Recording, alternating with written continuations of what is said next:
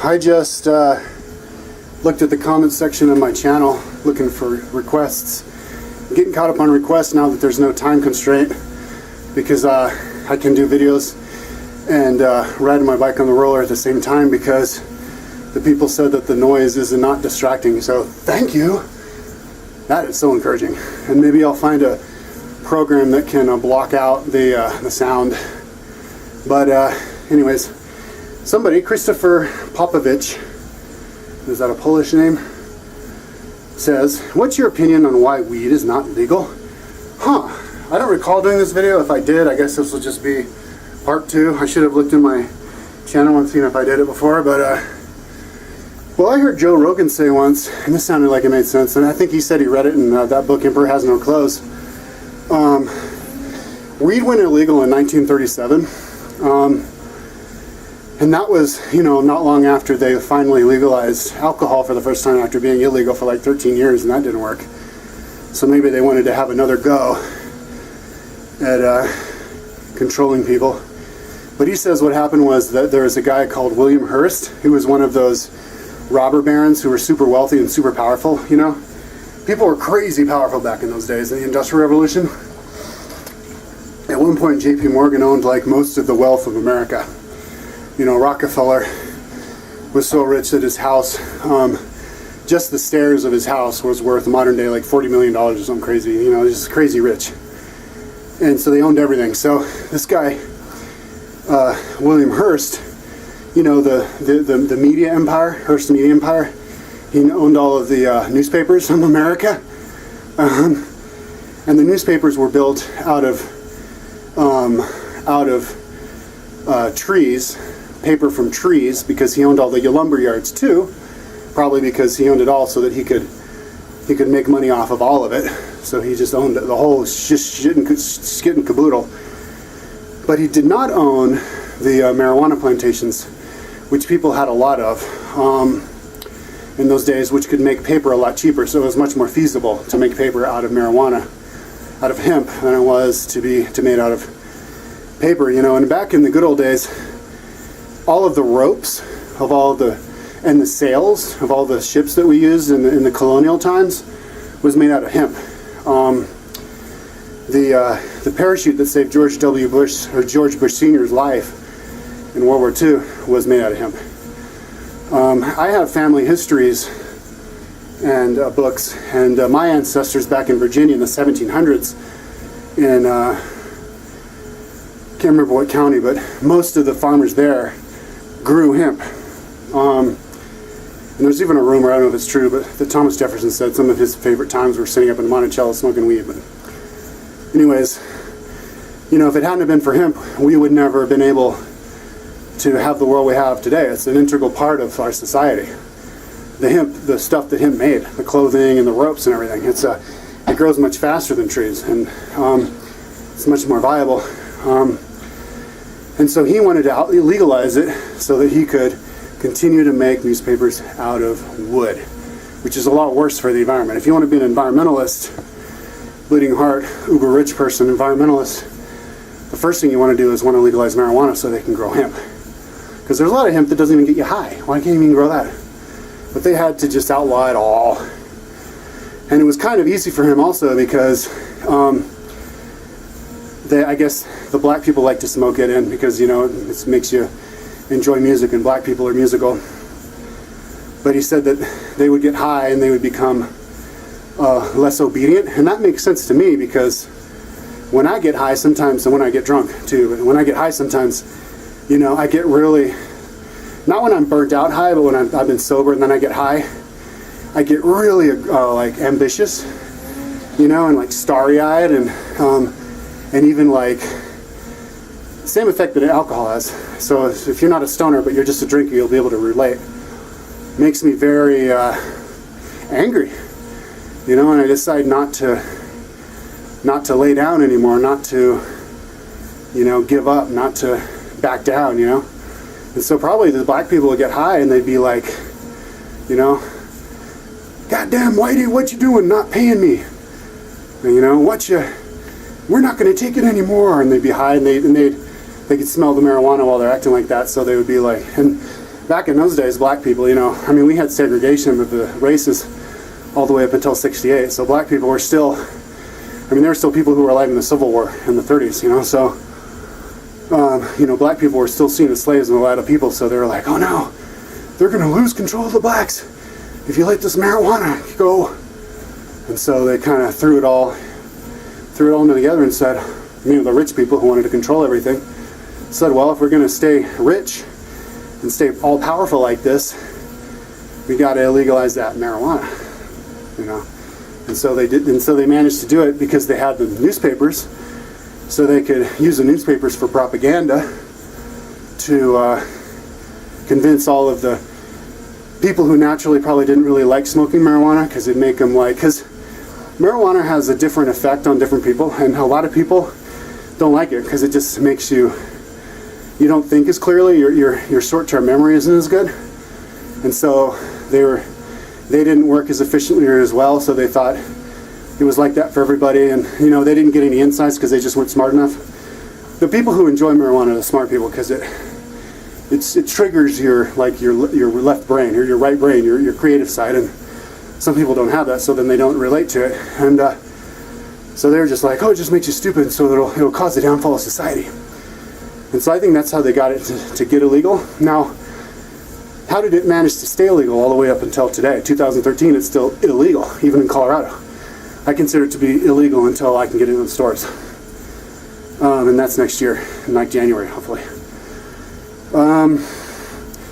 Well, I think people always need a scapegoat, and in the past, the scapegoat could be the blacks.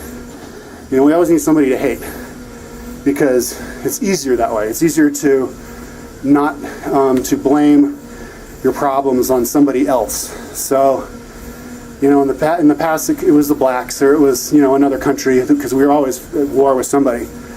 And then after that, it was the gays, and after that, you know, Eastern religions, or all the immigrants coming here. But as we have to become more and more tolerant of everybody,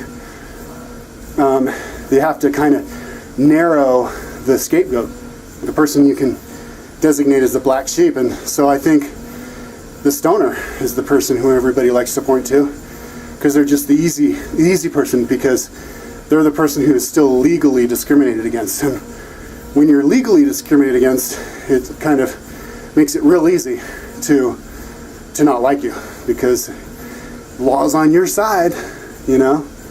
So and then, you know, a lot of people who don't like marijuana, they always cite their friends who are stoners and they're losers and don't do anything. And with a lot of people, it does have that effect, you know. It makes you just enjoy life. And when you just enjoy life, you become a lot less materialistic. And when you're less materialistic, you appear to the outside world as being less accomplished. That's kind of one of the problems with Western society. We all base the value of a human on how much money they make, you know, or what position in society they hold. You know, we don't value them on how nice they are, or how many opinions there are, how much they're trying to help other people. You know, and these stoner people, they're probably, you know, they're more, you know, healthy to society, I think, than some rich person who just, you know, uses their power to get richer and richer. You know, stoner guy, like some guy, you know, like, oh, he just lives with his parents. Well, they take care of their parents, and then the parents don't need to spend some nanny to take care of them. You know, they have a more stronger family cohesiveness because the guy smokes marijuana.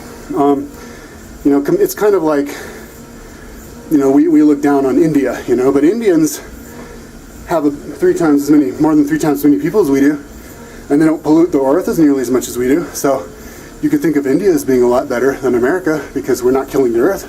They're not killing the earth, and they know a lot more, you know, about. They have a lot more religious opinions and stuff, and they're the ones who've got all the stoners, all the sadhus, naked sadhus dressed in diapers, smoking weed all day long, begging for money, but they're happy, they're healthy, they're physically very healthy.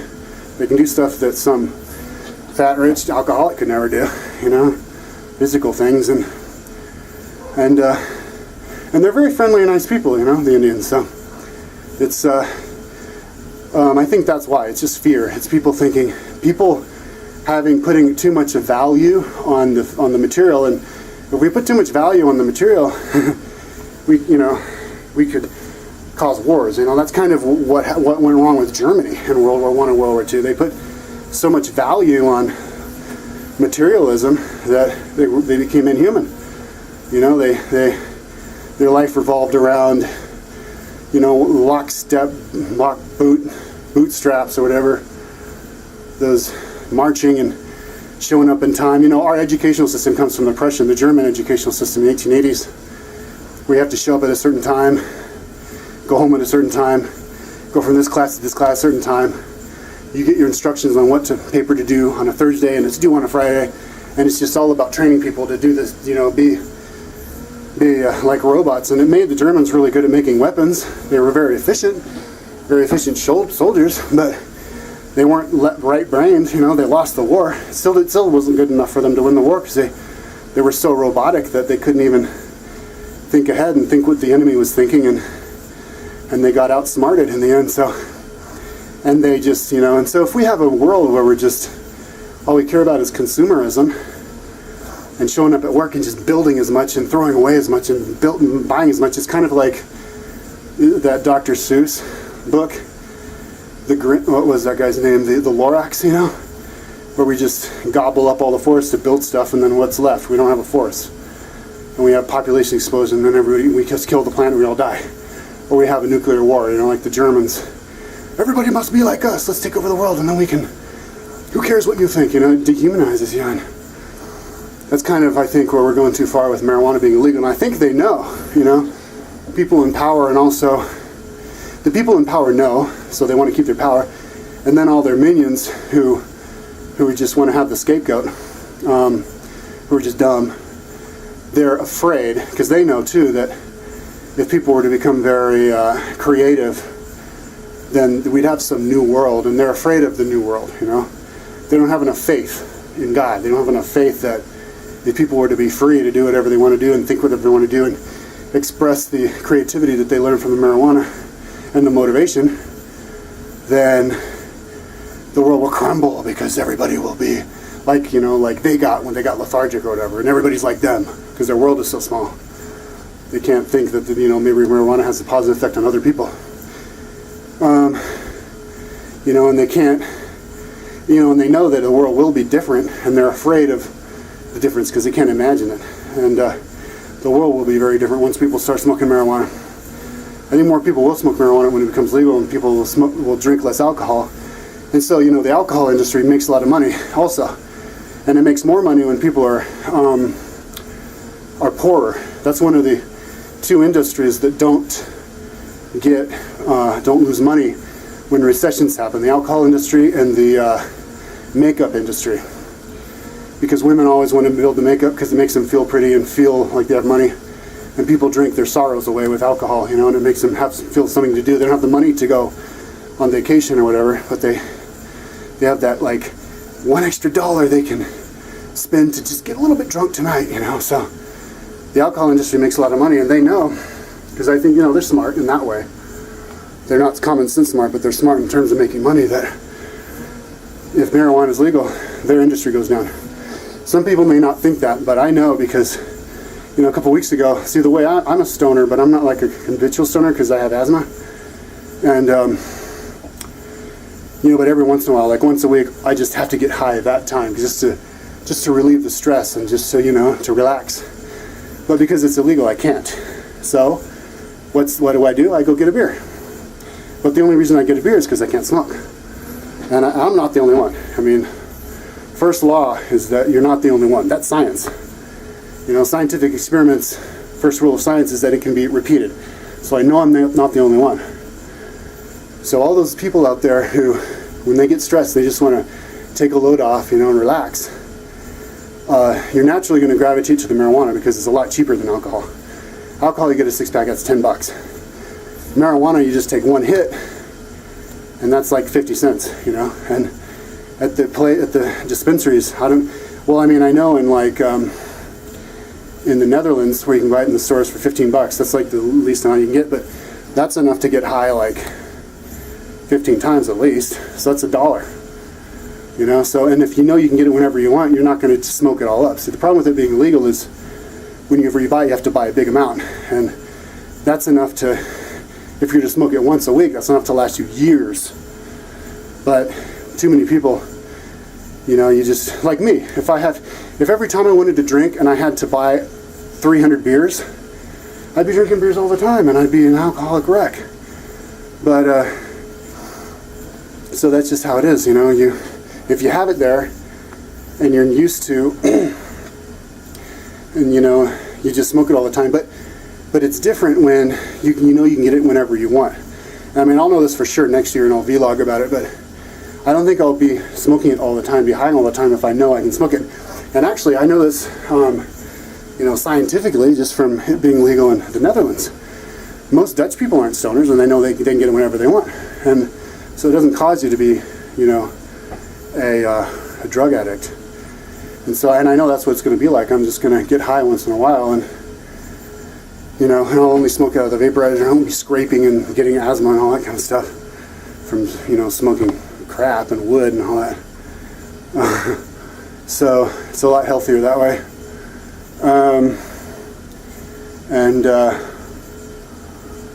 Yeah, so yeah, the alcohol industry is going to go down, and as well as the cigarette industry, which is another powerful lobby group.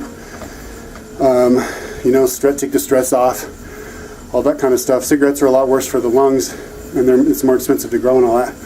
So they'll fall with marijuana. So these, you know, the newspaper industry, the wood industry, the alcohol industry, the cigarette industry, the power broker industry, they all have big chunks to lose with marijuana being legal. You know, we all know lobbyists control the world. Big companies spend most of their money, the vast majority of their money, on lobbyists, you know, not on development of their product or advertising. It's the lobbyists. 91% of Americans wanted to have background checks, but they voted against it because, you know, the NRA had a bunch of money, the gun industry. So that's why, I think that's why it's illegal. It's the power brokers and then all the stupid people wanting a scapegoat. And, you know, stoners are the last remaining scapegoat. So anyways, my battery's about to die and I can't charge it anymore, so that's that. Thanks for the request. That's a good one.